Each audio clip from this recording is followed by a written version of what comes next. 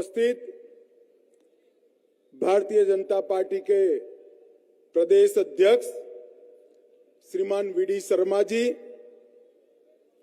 Bharatiya Janata party के केंद्रीय संसदीय बोर्ड के सदस्य, हमारे वरिष्ठ नेता डॉक्टर सत्यनारायण जटिया जी, हमारे उज्जैन के सभी प्रत्याशी, उज्जैन उत्तर से श्री अनिल जैन जी, उज्जैन दक्षिण से डॉक्टर मोहन यादव जी, नागदा से तेज बहादुर सिंह चौहान जी, महिदपुर से श्री बहादुर सिंह चौहान जी, तराना से ताराचंद गोयल जी, गटिया से श्री सतीश मालवीय जी और बड़नगर से श्री जितेंद्र पंड्या जी। और आज महाकाल की इस भूमि पर यहाँ पर पधारे हुए प्यारे भाइयों, बहनों, माताओं और मेरे जिगर के टुकड़े जैसे युवा मित्रों, आप सभी का बहुत बहुत स्वागत। मित्रों, सबसे पहले बाबा महाकालेश्वर की भूमि पर मैं आया हूं। मैं यहां से सीधा बाबा के दर्शन के लिए जाने वाला हूं, मगर मेरी बोलने की शुरुआत बाबा को शीश झुकाकर मैं करना चाहता हूं। मित्रों, ये पावन नगरी भारत भर के सभी लोगों के लिए आस्था का केंद्र है। यही जगह है जहां से वेद काल से भारत के संध्या पूजन का समय तय होता है, स्टैंडर्ड टाइम तय होता है। ये हमारा महाकाल का भूमि है। यही भूमि है जहां भर्तृहरि ने भी अपने कई सारे साहित्य की रचना की। वीर विक्रम की बातों से पूरा देश का बच्चा बच्चा राजा विक्रम के ज्ञान और पराक्रम से जानकार है। ये महाकवि कालिदास की भूमि है। सम्राट अशोक का बचपन जहां गया, ये यही उज्जैन है। महान समुद्रगुप्त जहां कलेक्टर बनकर आए थे, ये यही उज्जैन है। और जहां पर महाराज मुंज और भोज ने महाकाल की उपासना की, यही उज्जैन है। ये उज्जैन की पावन धरा को मैं बार बार प्रणाम करता हूं। भाइयों और बहनों, ये जरा मीडिया वाले बैठ जाओ भैया, सेट कर कर पीछे दिखाई पड़े। जरा बैठ जाइए जरा प्लीज, मैं यहीं खड़ा रहकर बोलने वाला हूं, आप बैठ जाइए नीचे। अरे यार, युवा आदमी हूं मैं, आज भी गिरूंगा नहीं, काहे को तुम चिंता कर रहे हो। कोई शॉट नहीं मिलने वाला है, बैठ जाओ। ओ बड़े बाल वाले भाई साहब, सुनते हो ना आप? मित्रों, आने वाले दिनों में मध्य प्रदेश की करोड़ों की जनता ने अपना मत प्रकट करना है। मैं आज जब उज्जैन की धरा पर आया हूं, तब मैं आप सभी को कहने आया हूं कि आप किसी एमएलए को चुनने के लिए मत दीजिए। आप किसी एमएलए को मंत्री बनाने के लिए मत दीजिए वोट। आप किसी को मुख्यमंत्री बनाने के लिए भी वोट मत दीजिए। ये बात याद रखिएगा, आपका एक वोट आने वाले दिनों में मध्य प्रदेश और भारत का भविष्य तय करने वाला वोट है। इस तरह से वोट, क्योंकि आपके सामने दो ही विकल्प। एक विकल्प है कांग्रेस पार्टी, जिसने इस मध्य प्रदेश को बंटाधार प्रदेश बनाकर छोड़ा था, जिसने इस मध्य प्रदेश को बीमारू राज्य बनाकर छोड़ा था। और दूसरी ओर है मोदी जी के नेतृत्व में भारतीय जनता पार्टी, जिसने 18 साल में मध्य प्रदेश के कोने कोने में विकास करने का काम किया है। मध्य प्रदेश को दिन दूनी रात चौगुनी आगे बढ़ा है। माताओं, भाइयों, बहनों, मैं पड़ोस से ही राज्य से आता हूं। बचपन से महाकाल के दर्शन करने आता था।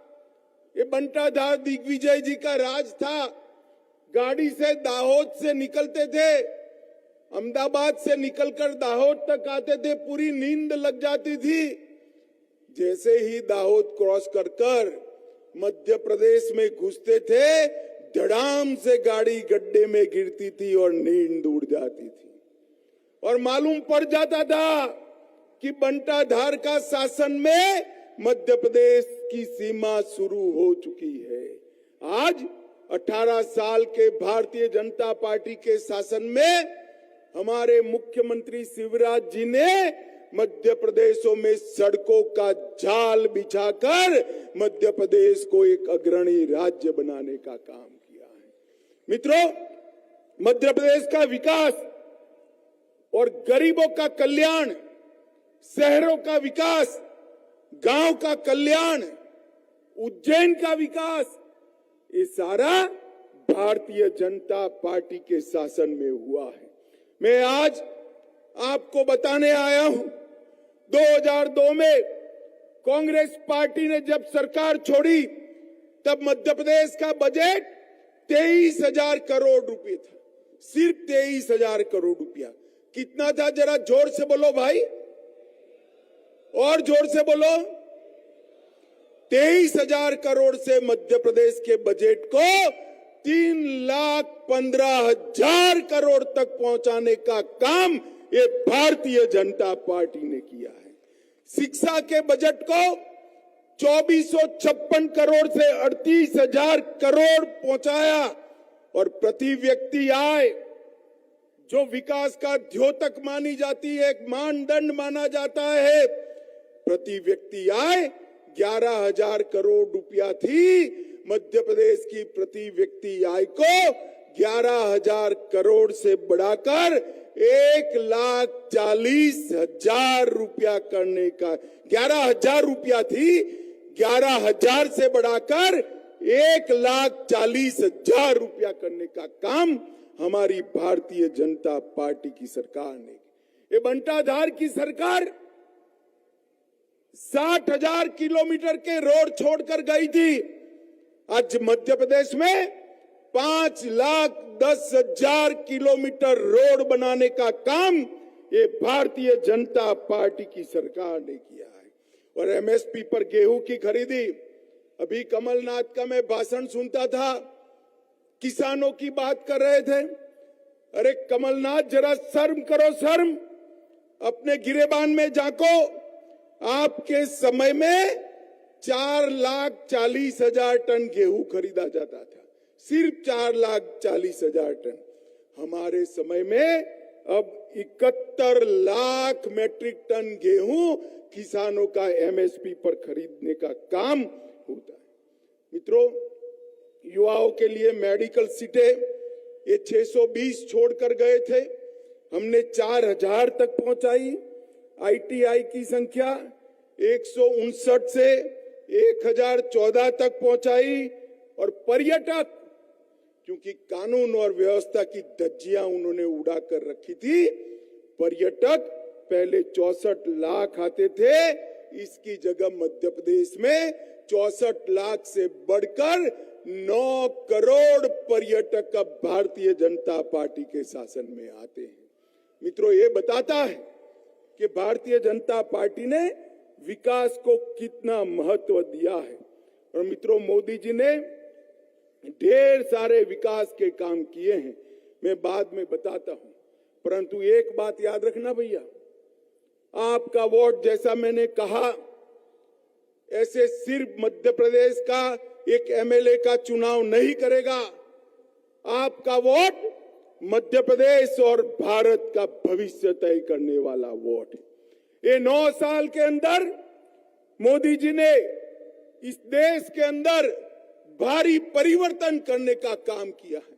मुझे बताओ उज्जैन वालों, ये कश्मीर जो है हमारा है या नहीं है? जोर से बोलो, अंत तक हमारा है या नहीं है? धारा 370 हटनी चाहिए या नहीं हटनी चाहिए? एक कांग्रेस पार्टी, कमलनाथ और बंटा धार की पार्टी 70 साल से धारा 370 को हटाती नहीं थी। 2019 में आपने मोदी जी की झोली कमल से भर दी। मोदी जी फिर से प्रधानमंत्री बने और एक दिन सुबह 5 अगस्त 2019 को धारा 370 को संसद में समाप्त करने का काम कर। और उस वक्त एक कांग्रेसी है राहुल बाबा क्या कहते थे?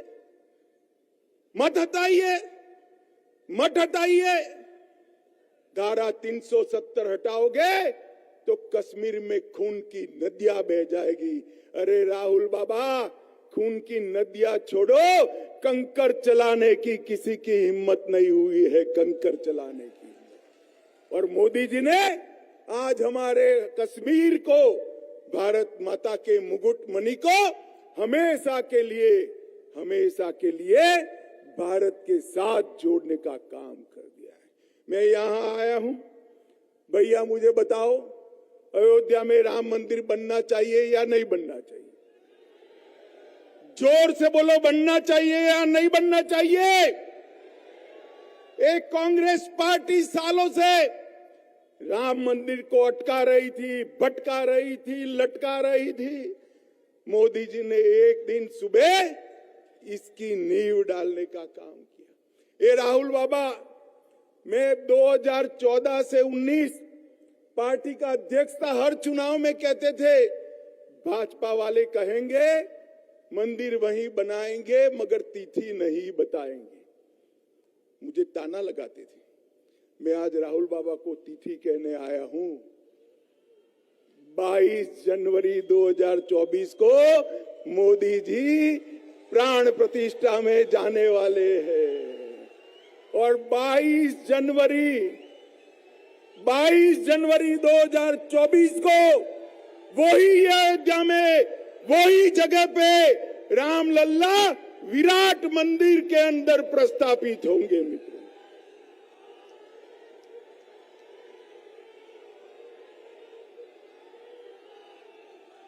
और एक कांग्रेस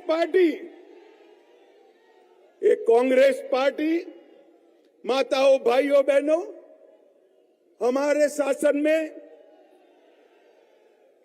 शासन में महाकाल लोक बना। दुनिया भर से जितने लोगों ने महाकाल लोक का विजिट किया, दर्शन किया, सभी ने इसकी बुरी बुरी प्रशंसा की है, एक कमलनाथ के अलावा। उज्जैन वालों, बताओ मुझे, महाकाल लोक के निर्माण का जो विरोध करते हैं, वो कांग्रेसियों को मध्य प्रदेश में शासन का अधिकार देना चाहिए क्या? देना चाहिए क्या? सिर्फ महाकाल लोक नहीं, मोदी जी के शासन में काशी विश्वनाथ का कॉरिडोर बना, सोमनाथ का मंदिर सोने का बन रहा है, बद्रीनाथ और केदारनाथ का पुनरोद्धार हुआ। और मित्रों, भारत चंद्रयान से चंद्रमा पर भी पहुंच गया। ये मोदी जी का शासन। हम कुछ भी करते हैं, एक कांग्रेस को विरोध करने की आदत पड़ गई। हम ट्रिपल तलाक हटाते हैं, ये कहते हैं ट्रिपल तलाक मत हटाइए। हम धारा 370 हटाते हैं, वो कहते हैं धारा 370 मत हटाइए। हम सर्जिकल स्ट्राइक और एयर स्ट्राइक कर पाकिस्तान को सीधा करने का काम करते हैं, वो कहते हैं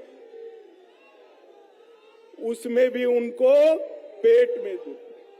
अरे राहुल बाबा, आपके समय में आए दिन पाकिस्तान से आलिया, मालिया, जमालिया आ जाते थे और बम धमाके कर चले जाते थे, कोई जवाब नहीं देता था। मोदी जी के समय में उरी और पुलवामा में हमला किया, वो पाकिस्तान के घुसे हुए आतंकवादी भूल गए कि सरकार बदल गई है, कांग्रेस की सरकार नहीं है, मौनी बाबा मनमोहन सिंह की सरकार नहीं है, अब यहां भारतीय जनता पार्टी की नरेंद्र मोदी की सरकार है। 10 ही दिन के अंदर पाकिस्तान के घर में घुसकर सर्जिकल स्ट्राइक और एयर स्ट्राइक कर आतंकवादियों की धज्जियां उड़ाने का काम हमारे सेना के जवानों ने किया। इसका भी कांग्रेस विरोध कर रही है। देश भर के लोग जब दुनिया के इतने सारे राष्ट्राध्यक्ष G20 में आए, आनंद, हर्ष और गौरव की अनुभूति कर रहे हैं। मुझे बताओ, महाकाल के गांव वाले लोग, उज्जैन के लोग, G20 से भारत का यश बढ़ा है या नहीं बढ़ा है भैया? आपको आनंद हुआ है या नहीं हुआ है? इसमें भी कांग्रेस ने विरोध कर दिया। अरे जरा डूब मरो।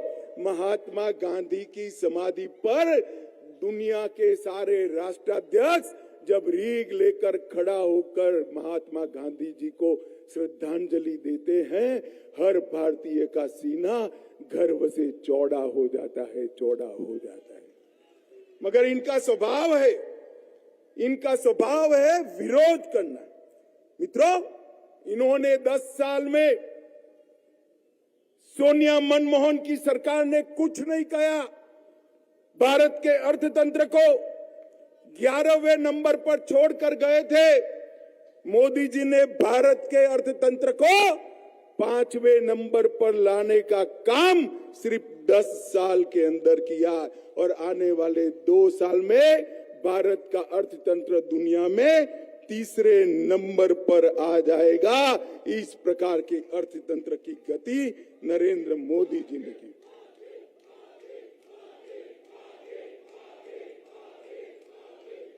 नरेंद्र मोदी जी ने देश को सुरक्षित करने का काम किया, सीमाओं को चौक चौबंद किया, वामपंथी उग्रवाद पर नकेल कसी, कश्मीर में शांति प्रस्तापित कर दी थी और PFI जैसे संगठन पर एक ही दिन में 250 से ज्यादा एक्टिविस्ट को पकड़कर PFI को बैन करने का काम नरेंद्र मोदी सरकार ने।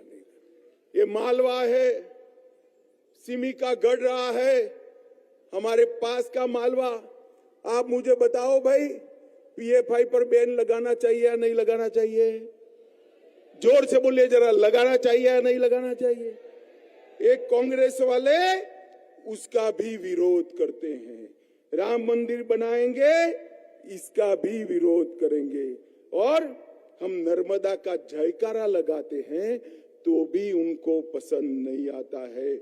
संत रविदास का मंदिर बनाते हैं तो भी पसंद नहीं आता है। और भाइयों और बहनों, मोदी जी के नेतृत्व में जो विकास हुआ है मध्य प्रदेश में, विगत 18 साल में हमारे नेता शिवराज जी के नेतृत्व में जो विकास किया है, इसका कोई जवाब कमलनाथ और बंटा धार की टीम के पास नहीं।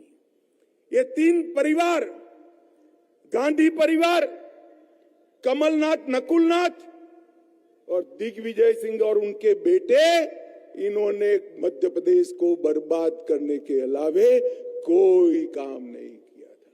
मित्रों, मुझे देरी हो गई। हेलीकॉप्टर की जगह में रोड से आया, इंदौर से उज्जैन आया। हर जगह रोड पर कहीं न कहीं फ्लाईओवर बन रहा है, इंदौर में कहीं मेट्रो बन रही है, कहीं कुछ बन रहा है। इंफ्रास्ट्रक्चर के 9 लाख करोड़ रुपए के काम नरेंद्र मोदी सरकार ने एक ही बजट में करने का काम नरेंद्र मोदी सरकार ने किया है। और माताओं, भाइयों, बहनों, मोदी जी ने 9 साल में 31 लाख करोड़ रुपया, जरा जोर से बोलिए कितना? जोर से बोलो कितना? 31 लाख करोड़ रुपया मध्य प्रदेश के विकास के लिए नरेंद्र मोदी सरकार ने खर्च करने का काम किया है। भैया कमलनाथ, मैं आज भगवान महाकाल की भूमि पर आपको चुनौती देकर जाता हूं। सोनिया मनमोहन के 10 साल, और नरेंद्र मोदी जी के 9 साल किसने मध्य प्रदेश का विकास किया, इसका चर्चा करना है तो जगह आप तय कर लो। हमें कोई आने की जरूरत नहीं है। हमारा उज्जैन का युवा मोर्चा का कार्यकर्ता आपको जवाब दे देगा। माताओं, भाइयों और बहनों, ये 18 साल के शासन में भारतीय जनता पार्टी ने मध्य प्रदेश में विकास करने का काम किया है, मध्य प्रदेश में उद्योग को लाने का काम, मध्य प्रदेश की बच्चियों को पढ़ाई लिखाई कराने का काम किया है, लाडली बहना की योजना देने का काम किया है। और मुझे बताओ उज्जैन वालों, सभी का कोरोना का टीका हो गया है नहीं हो गया है? दोनों टीके लगे? जरा हाथ ऊपर करो तो, जरा हाथ ऊपर करो जरा फिर से। किसी को 25 पैसा भी देना पड़ा है? मोदी जी ने 130 करोड़ भारतवासियों को कोरोना का दोनों टीका लगाकर भारत को कोरोना से सुरक्षित करने का काम नरेंद्र मोदी जी ने किया है। हर गरीब के घर में 5 किलो अनाज पहुंचाने का काम किया। लगभग 65 लाख गरीबों के घर में नल से जल पहुंचाया। 93 लाख मध्य प्रदेश के किसानों को 12,000 रुपया भाजपा की दोनों सरकारें प्रति साल दे रही है। 70 करोड़ लोगों को 5 लाख तक का पूरा स्वास्थ्य का खर्चा आज भारतीय जनता पार्टी की सरकार उठा रही है। 80 लाख से ज्यादा टॉयलेट्स बनाकर महिलाओं को सम्मानित करने का काम किया और 82 लाख से ज्यादा माताओं को उज्ज्वला का गैस का कनेक्शन देने का काम नरेंद्र मोदी जी ने किया और 45 लाख गरीबों को घर देने का काम किया। अब कमलनाथ, आप मध्य प्रदेश की जनता को बताइए, अगर आपने इतने सालों तक मध्य प्रदेश और देश में राज करा, आपने सब करा होता तो हम कैसे कर पाते भाई?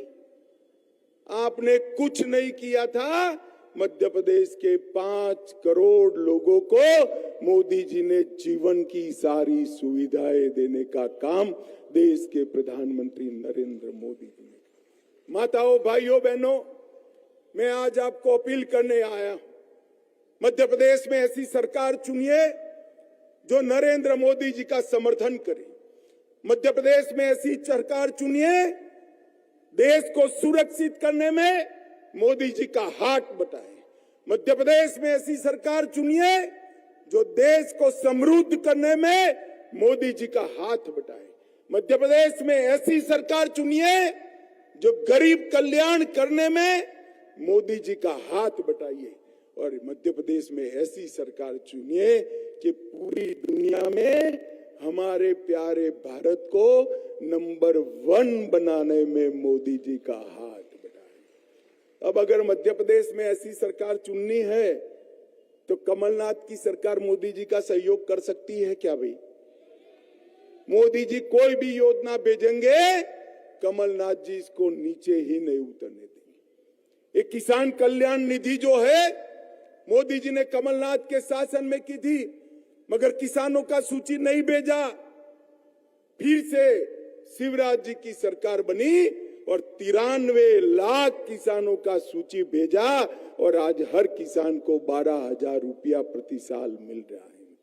मध्य प्रदेश के विकास को आगे बढ़ाने के लिए कमल के फूल पर वोट देना की अपील करने के लिए मैं आया। सारे प्रत्याशी जरा आगे आ जाओ भाई। मुझे बताओ भाइयों बहनों, हमारे सभी प्रत्याशियों को विधायक बनाकर भेजोगे क्या? जोर से बोलो, भेजोगे? कमल के फूल पर बटन दबाओगे? मध्य प्रदेश में प्रचंड बहुमत से भाजपा सरकार बनाएंगे। 2024 में मोदी जी को फिर से प्रधानमंत्री बनाएंगे। तो मेरे साथ दोनों हाथ उठाइए, विजय के विश्वास की मुट्ठी बींचे और प्रचंड आवाज से बोलिए, भारत माता की, भारत माता की, वंदे वंदे वंदे।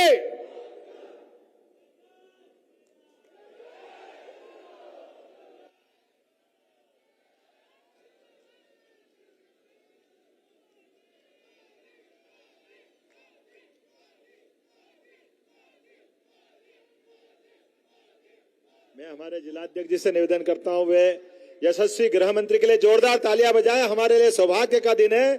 यशस्वी गृह मंत्री। आज मंच पर उपस्थित भारतीय जनता पार्टी के प्रदेश अध्यक्ष श्रीमान वीडी शर्मा जी,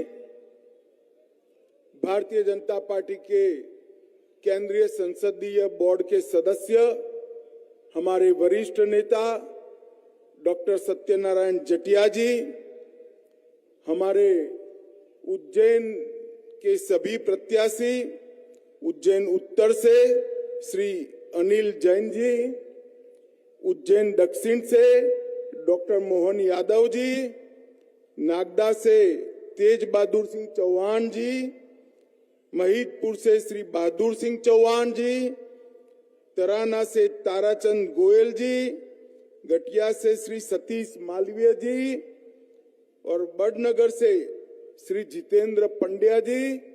और आज महाकाल की इस भूमि पर यहाँ पर पधारे हुए प्यारे भाइयों, बहनों, माताओं और मेरे जिगर के टुकड़े जैसे युवा मित्रों, आप सभी का बहुत बहुत स्वागत। मित्रों, सबसे पहले बाबा महाकालेश्वर की भूमि पर मैं आया हूं। मैं यहां से सीधा बाबा के दर्शन के लिए जाने वाला हूं, मगर मेरी बोलने की शुरुआत बाबा को शीश झुकाकर मैं करना चाहता हूं। मित्रों, ये पावन नगरी भारत भर के सभी लोगों के लिए आस्था का केंद्र है। यही जगह है जहां से वेद काल से भारत के संध्या पूजन का समय तय होता है, स्टैंडर्ड टाइम तय होता है। ये हमारा महाकाल का भूमि है। यही भूमि है जहां भर्तृहरि ने भी अपने कई सारे साहित्य की रचना की। वीर विक्रम की बातों से पूरा देश का बच्चा बच्चा राजा विक्रम के ज्ञान और पराक्रम से जानकार है। ये महाकवि कालिदास की भूमि है। सम्राट अशोक का बचपन जहां गया, ये यही उज्जैन है। महान समुद्रगुप्त जहां कलेक्टर बनकर आए थे, ये यही उज्जैन है। और जहां पर महाराज मुंज और भोज ने महाकाल की उपासना की, यही उज्जैन है। ये उज्जैन की पावन धरा को मैं बार बार प्रणाम करता हूं। भाइयों और बहनों, ये जरा मीडिया वाले बैठ जाओ भैया, सेट कर कर पीछे दिखाई पड़े। जरा बैठ जाइए जरा प्लीज। मैं यहीं खड़ा रहकर बोलने वाला हूं, आप बैठ जाइए नीचे। अरे यार, युवा आदमी हूं मैं, भी गिरूंगा नहीं, काहे को तुम चिंता कर रहे हो। कोई शॉट नहीं मिलने वाला है, बैठ जाओ। ओ बड़े बाल वाले भाई साहब, सुनते हो ना आप? मित्रों, आने वाले दिनों में मध्य प्रदेश की करोड़ों की जनता ने अपना मत प्रकट करना है। मैं आज जब उज्जैन की धरा पर आया हूं, तब मैं आप सभी को कहने आया हूं कि आप किसी एमएलए को चुनने के लिए मत दीजिए। आप किसी एमएलए को मंत्री बनाने के लिए मत दीजिए वोट। आप किसी को मुख्यमंत्री बनाने के लिए भी वोट मत दीजिए। ये बात याद रखिएगा, आपका एक वोट आने वाले दिनों में मध्य प्रदेश और भारत का भविष्य तय करने वाला वोट है। इस तरह से वोट दीजिए। क्योंकि आपके सामने दो ही विकल्प। एक विकल्प है कांग्रेस पार्टी, जिसने इस मध्य प्रदेश को बंटाधार प्रदेश बनाकर छोड़ा था, जिसने इस मध्य प्रदेश को बीमारू राज्य बनाकर छोड़ा था, और दूसरी ओर है मोदी जी के नेतृत्व में भारतीय जनता पार्टी, जिसने 18